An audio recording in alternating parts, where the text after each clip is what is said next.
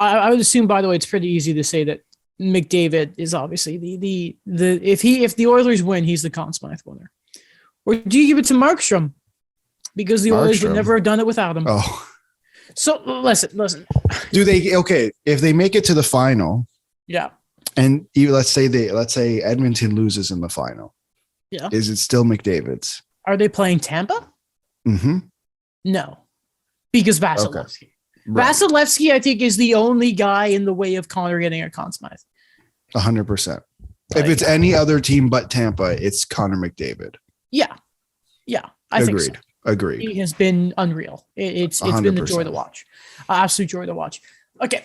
And we'll talk about the Blues in a second because I think the goaltending and how that's going to be in the future is a big topic. So when we look at the Flames, first off, I think we can agree. It sucks that the way we record, we're either great for some new stuff and we're late for others. Like we are, because of the time we record, we are obviously late after the Flames got eliminated. So I don't know how interested people are hearing our thoughts on the Coleman goal. I thought it should have counted. Did you? Do you think it should have counted? Did you think? It's so weird. Yeah. So originally I thought it should have counted. Right. Okay. I think based on like other kicking motion goals we've seen in the past, I thought that's a clear goal. Yeah. Where it becomes interesting for me is when I was hearing, I think it was Kevin Bieksa who was talking about it, the player's perspective on it, where it was like, Coleman's kind of just tricking us into thinking he's not kicking it into the net, which again, I would believe, but again, I just think the rule is so stupid. Like, can we just like clarify everything? Like, I feel like we've been talking about that for like since episode 1 of this podcast. Can we just clarify every rule? Because I feel like time and time again, we're having this conversation. If I'm a GM or a player this offseason, I'm saying, listen, we need to figure out goaltender interference and we need to figure out the kicking stuff because those have been 2 very big problems this year. And there were a few offsides, but like, but like the offsides, I feel like with the plane edit, it's been a little better. Yeah. But I feel like it's the kicking stuff is getting really dumb. I thought it should have counted. It seems to be a lot of former players say that it shouldn't have counted. It was going in to me. I thought listen, let's get this out the way. The Flames did not deserve to win that series. Oh, 100%. No, that was irrelevant. It may have cost them the game. I'm willing to think that maybe they would have shut it down. I know it was a wild series and there was no such thing as a one and done goal. It was always a series, a flurry of goals, some might say. But I just look at it and I think, did they get screwed that game? Yeah. I saw Will say that him and his brothers or his brother, I think he said, was debating what was worse, that or the Game 7 goal against Tampa when they went to the finals. I would say the finals no matter what, because it's the finals. But like the Flame, like Markstrom in game, I think it was 4. I don't think he was actually that bad. I thought the defensive coverages were awful. But game 5, the McDavid series winning goal, I thought was very bad. Like I thought that was soft. It's just we all kind of say, hey, McDavid did it, got him past, gets the OT winner that sends the Oilers to the Final Four. I thought the Markstrom goal was not. I will say, I hinted at it earlier. I was extremely wrong about this series. I said that the Flames were going to destroy the Oilers, and boy, do I look stupid. So does Wayne Gretzky. First round, he was perfect. Second round, he's not looking great. Not looking great, Wayne. No, like, the thing with the Oilers, and I think my thing with the Oilers is I don't know what to expect. I think funny. Is the thing. No, sorry. Mike Smith has like the Nylander effect where it's like 10 good games. And then instead of Nylander going quiet for 10 games, Smith is awful. So here's the thing.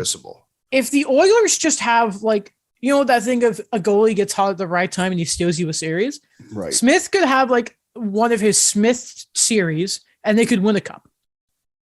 Because then McDavid just does it all. Now, you can't shut down McDavid, but if you do, then the Oilers are kind of screwed. Because he's the only one scoring. And Evander Kane is part of that line, so I extend the leash to him as well. Not the leash, sorry. I put the highlighter about that line goes the full spread of it. it's crazy what happens when penalties get called against, like, for McDavid. Yeah. Oh yeah. Yeah. It's the Jets had no right. It's crazy. Listen, I think they still would have won the series. I don't think Oilers get swept, obviously. No, but that was a very flawed Oilers team. You got to remember now they obviously have Hyman. They have I know. Yeah. But still, again, I'm not giving credit to Evander Kane, but I'm just saying his play style is good and he's a good player, but I don't like him, obviously. Man, that guy's gonna get paid. Oilers, I know. We're gonna talk. It's sickening. It's sickening. He does not deserve it. I know Oilers Twitter being like, he's a great. No, he's not. It's crazy how that, like, perception changed, where there was still, obviously, when he signed, there was that part of the fan base where it was, I don't want to say it was split 50-50 because I'm not entirely sure, but there was a portion of the fan base that wasn't a fan of that move. And there was a portion that was a fan. And so quick how that portion that didn't like it kind of starting to shift. Put up a note about it's crazy what success does. I just listen, man. He's, like I said, it's not a surprise that he's on his best behavior, and it's not a surprise he's playing well with McDavid. Those are the two least surprising things about these playoffs to me. Oh yeah. And again, they're gonna do something dumb and keep him, but great. It's so difficult because I look at, obviously cheer for McDavid. I'm cheering for Brett Kulak, but I just don't want Evander Kane to win the cup. I don't want it to happen. It's okay. The Tampa Bay Lightning will stop it. Or Colorado. Yeah. I'm happy for Nugent Hopkins too, because the man has like a new coach every year. He has been through hell and back. Yeah, he has. Just with the Oilers. I like him. I like Nugent Hopkins. I like him. Some people joke the Habs are going to get to draft and Nugent Hopkins is number 1. I'm like, I'll take it. It's a good player. Good player. I like him. And if they can just develop him properly, then it'll be better, but we'll see. Does he have a good family, though? I would assume. Shane Wright? Or yeah, does he? I don't know. You just got I actually listened to an interview with Scott Wheeler, who's on the Support Athletic. Yeah. Marc-Antoine Garden and Alpon Basu. Love that pod. And Blake Wheeler, he didn't go, not Blake Wheeler, Scott Wheeler. Went into a lot of good stuff about Shane Wright. I don't think he so much talked about his family, but it sounds good. It was just a Mike Babcock. I know. Okay, just to be clear. From a good family. What does that mean? What does that mean? Frankie Corrado's great. Do you think we talked about Markstrom? Okay. The Flames. So looking also at Calgary, I mean, let's just be honest, they blew it. Like they actually the Battle of Alberta to me was worth it. Like it was everything we wanted. But there wasn't as much violence as maybe I would have personally liked, but the scoring and the insanity of goals from the other side of the ice and just these scoring changes and all that, it was an insane series. They absolutely blew it. I think you're right 100% on that. And I don't know. I enjoyed watching the Battle of Alberta. I just wish it went to 7 games. Like I think that's the only thing I'd have to complain. I feel like Game 7 Battle of Alberta would have been nuts, like in every aspect. Yeah, well, too bad. Calgary blew their load on the Dallas Stars and Michael Raffl. They really did. Like it's so disappointing. Like I'm not saying I'm necessarily surprised by Edmonton. I think they have it. They had it in them. It's just everything had to click, and it did. And it did 100%, and credit to them for that, for making everything click, from the coaching to the goaltending to the defense and McDavid just being McDavid. Yeah. And it was just disappointing from Calgary's perspective because, they had such a good regular season. And I mean, playing Dallas, despite what everyone says, I think 2 or 3 years ago showed that they're going to be a problem to play against, just the way they play, just the players they have. They're going to be a problem to play against. And to me, every time I watched the Flames in Edmonton, it just felt like the Flames were trying to play Edmonton's game. And that's going to fail. Not that this roster can. I just don't think the roster is built in that way to keep up with the speed of the Oilers. There's a lot wrong with. Listen, first off, Ottinger, I think, just may have ruined Calgary's psyche a bit. I thought at the end of the day, if Markstrom was just a little better, not 860, we have a different series. It felt like more than just the Flames do. And listen, there's a lot wrong. I at least think with a lot of individuals on the Flames this playoffs. But the big thing with me is just Markstrom.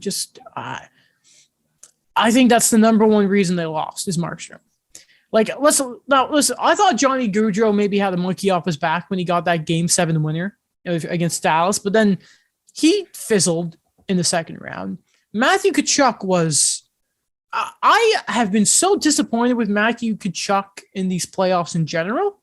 I know people were speculating maybe his hand after the Michael Raffle fight. And Michael Raffle was kind of like Freddy Krueger, I think, right now. It's just he's stuck in rent-free in Matthew Tkachuk's mind right now. Like, why did you put yourself on Michael Raffle's level? You go and send like Trevor Lewis after him. Why? Milan Lucic. Yeah, Milan. What else is Milan doing right now? Well, now they're all golfing. But I think there's a lot wrong with Calgary in this series. They somehow continue to disappoint. They really are Leafs of the West. They really are. And the thing with Tkachuk, I just wanted to add, I felt like I didn't hear about him enough. And not in the he scored a goal, he got an assist or points. It's when Matthew Tkachuk tries to stir the pot, we hear about it. I felt like after the Michael Raffle stuff, I didn't hear about it. It's kind of like, remember, obviously, the rivalry with Cassian was a big point. Yeah. You look at, if only, you know what I forgot about until just now. Think of how fun that first round series against the Kings would have been for Matthew Tkachuk. Oh, no, what am I thinking? They weren't even playing them. Never mind. I was going to say, imagine if we had a first round matchup with the Flames and then you had Tkachuk versus Doughty. But I think where my brain was going there, even though it was the Oilers, not the Flames who played them, it was that, like, that's the Tkachuk we know. And I just don't think he was a rat bastard. You can steal with a bad hand. Like, look at Draisaitl. That's a great player. Tkachuk was a 100-point player this year and was just non-existent. So on that note, for the Flames, this is reported from Elliot Freeman on Hockey Night in Canada. I'm not even going to say 32 Thoughts. No, we're just going to say Hockey Night from now on. It's so much easier. Okay. He said that obviously there are three big free agents coming out, that being Gaudreau as a UFA, then RFA being Tkachuk and Andrew Mangiapane, who I have called Bread Boy in the doc. Apparently, the Flames, according to Elliott, will start with Gaudreau and Tkachuk. They'll go after them quickly and they'll be aggressive, which I'm sure the Tkachuk's hear and go, very good. I think from a Flames perspective, I would try to get, if you're okay, I don't want to insinuate that they don't want to bring Tkachuk back, but I think you get the point. I can't wait to hear this. With Matthew Tkachuk, I think you want to get this done as quickly and just as quickly as possible, because the last thing I think that Calgary Flames need from a PR standpoint with their fans is to have a Tkachuk fest over the summer, because and I don't blame them. I don't blame the Tkachuks for this. You do whatever the hell you want. I don't care. Get your money. Yep. Get your money. Talk in the media. Do whatever you want. It gives us stuff to talk about. You do not need what happened with Brady Tkachuk to happen with the Calgary Flames. So I wonder if it's in the same breath as Brady, that once he signs a long-term deal, does Matthew become captain? Because that's been the thing for years, is that he would be the next guy after Giordano. Unless for some reason I have completely missed it and the Flames have a new captain, but I don't think. No, they don't have a new captain, but that would make a hell of a lot of sense, because if that's the guy, you're like, again, he's 24 years old. He's going to be 25 in December, but again, still relatively young. And that's a guy you can completely build around. Let's say if Johnny Gaudreau does not come back, hypothetically. I think we can both acknowledge he sees that Philadelphia are going to pay him all the money he wants. So speaking of money, does Matthew get more than Brady? Just let me quick double check. Brady was in the 8s. I believe so, yes. Because he makes more than Nick Suzuki, which I always laugh at. He makes 8.2. I mean, I'd say that's a big number for top line players, eh? Zibanejad and that's the same number we were talking about with Kadri. Yeah. A lot of 8 millions going around lately, a lot of them. Okay, I would say he gets more than Brady. I think I think we know what Matthew Tkachuk can be, and the issue is that when we needed him to, when the Flames needed him to be Matthew Tkachuk, he wasn't Matthew Tkachuk. When Will needed him to be Matthew Tkachuk, he was not Matthew Tkachuk, and that's, I think, where it comes down to. I think if you look at what Matthew Tkachuk can bring to the team, he's a 100-point player. He's an absolute pest to play against. Like he's essentially, this is a comparison I think is fair. I'm not saying their stature wise they're the same, but Matthew Tkachuk and Brad Marchand are like quite, especially Brad Marchand recently, where he's taken in the last few years, he's taken this next step. I think they play in a similar manner.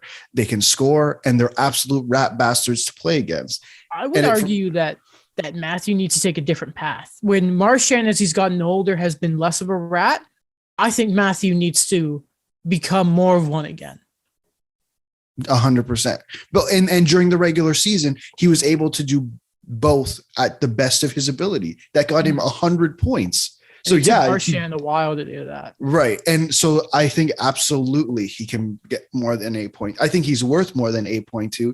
It's a matter of when it actually comes down to it, is he going to be Matthew Tkachuk? Yeah. I wonder if he looks at like a Kucherov number. 9.5. Yeah. Obviously he's not Kucherov, but he could say, that deal's a couple years ago when it's off because of the Florida tax and all of that. I wouldn't be surprised if he's in the 9s. That's a feeling I have, or maybe he just says, I would, Matthew's going to want more than his brother so he can rub it in his face, obviously, which right. It would be pretty good. It would be pretty good. They also, again, the Flames have a good bit of roster turnover too. When you just you look at it. Obviously they don't have their first round pick this year because they traded Tyler for Tyler Toffoli, but luckily they have him for some term. He's 2 years away. Cap Friendly has rolled over. So, he'll be a free agent in 24. Let's go. Not 25, as I thought for a second. Backlund's coming back. They have Lucic for another year. Coleman will be back. Lindholm back. Toffoli, obviously. Dylan Dubé, who was on that World Junior team. I think he was the captain. And then Majapani RFA, Tkachuk RFA, UFAs, Ryan Carpenter. Oh, yeah. Johnny Gaudreau, Calle Yarncroke, who they gave up a lot, not a lot, but they gave up some picks for. Trevor Lewis and Brett Ritchie. The Flames only have a 2nd and a 5th and a 7th this year. They've scattered their picks a lot. Like in next 2 years, they don't have their first, and they don't have like a pair of 3rds, and then like in 23, 24, they're missing some 5ths and like some 7ths and that. So, and then on defense, Shillington's up. Good Branson is up. Stone is up. Zadorov is off. But Shillington does have arbitration rights, and he is an RFA. And also, Dan Vladar is RFA with next year. ARB rights. I don't know if you can. Oh God, yeah, I'm looking. It rolled over. Okay. But everyone before that applies the same. Yeah. The one thing I think, I guess, if we're looking next year for the Flames, is that I'd say they got 3 decent guys playing down the middle. Hold on, one more thing. Monahan is a UFA. No, he's a UFA next year. Next year? Oh, I hate the rollover. The rollover. That was my point. So you got Lindholm, Backlund, and Monahan. Unless he gets bought out. Unless he gets bought out, 100%. Again, I think we know how important center depth is. Yep. I'll go look at the Golden Knights and what they've been trying to do for the last few years and trying to fix their center depth. So for them to start off the bat with those 3 guys, I don't think is the worst thing in the world.